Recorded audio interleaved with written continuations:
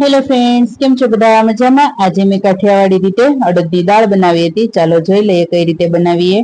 કુકરમાં પાણી ગરમ કરવા મૂકી દીધું હતું. પાણી ગરમ થઈ ગયું એટલે એમાં દાળ ઉમેરી, એની અંદર મેં ચપટી હળદર અને મીઠું ઉમેરી અને 3-4 સીટી થાય ત્યાં સુધી મેં એને ચડવા દીધી હતી.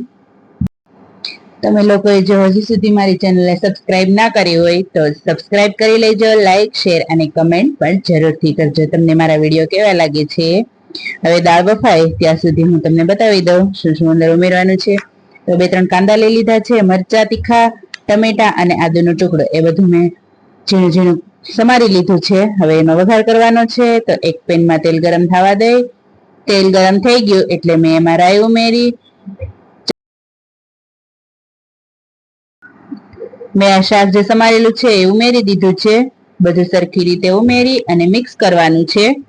તમને બધાને ખબર હોય તો મારી પેલા એક પણ ચેનલ હતી, ફૂડ વિથ મી સોનલ કરીને, તો એનો એકાઉન્ટ બંધ થઈ ગયું છે, બ્લોક થઈ ગયું છે. તો હવે ચેનલ મારા એક્સેસમાં નથી. તો હવે તમે આ ચેનલમાં મારા વિડીયો જોઈ શકશો. મેં એને ઢાંકીને થોડીક વાર માટે સબ્જી સડવા દીધી હતી. તો હું એને મિક્સ કરી લઈશ બરાબર. અને હવે આપણે એમાં મસાલા ઉમેરી દેવાના છે. મસાલામાં વધારે તો કંઈ નથી ઉમેરવાનું. મેં એમાં હળદર થોડીક ઉમેરી દીધી છે અને સ્વાદ પ્રમાણે થોડુંક મીઠું, કેમ કે આપણે દાળમાં પણ ઉમેર્યું છે તો અત્યારે ધ્યાન રાખીને ઉમેરવાનું છે. બસ હવે બધું મિક્સ કરી લેવાનું છે.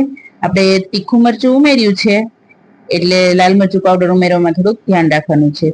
અને બની શકે તો કાશ્મીરી મરચું જ ઉમેરવું. તો હવે બધું હું મિક્સ કરી લઈશ સરખી રીતે અને થોડી વાર માટે મસાલાને પાકવા દઈશ.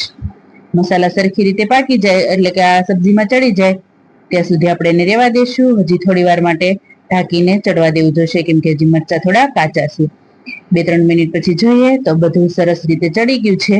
તો હવે એમાં આપણે દાળ ઉમેરી દેવાની છે, બાફેલી છે. તો બફાઈને સરસ તૈયાર થયેલી દાળ છે એ મેં આમાં ઉમેરી દીધી છે અને સરખી રીતે મિક્સ કરી લેશું એને. તમે અડદની દાળ કઈ રીતે બનાવો છો એ કોમેન્ટમાં જરૂર કહેજો. અને તમે માત્ર અડદની દાળ જ ઉમેરો છો કે જોડે બીજી કોઈ પણ દાળ ઉમેરો છો એ પણ કહેજો. દાળ બરાબર સબ્જીમાં મિક્સ થઈ જાય પછી આપણે એને થોડી વાર માટે ચડવા દેવાની છે, જેથી કરીને આપણે જે મસાલા ઉમેર્યા છે એ બધા જ દાળમાં સરસ રીતે મિક્સ થઈ જાય અને ચડી જાય, એટલે દાળનો સ્વાદ પણ સરસ આવશે. તો આપણી દાળ બનીને તૈયાર થઈ ગઈ છે. તો એક વાર હજી હું મિક્સ કરી લઈશ. તો તૈયાર છે આપણી દાળ. એમાં હવે લીલા ધાણા ઉમેરી અને સર્વ કરવાની જ રહેશે. તો ચાલો બધા બાજરીના રોટલા સાથે દાળ ખાવા. Thanks for watching.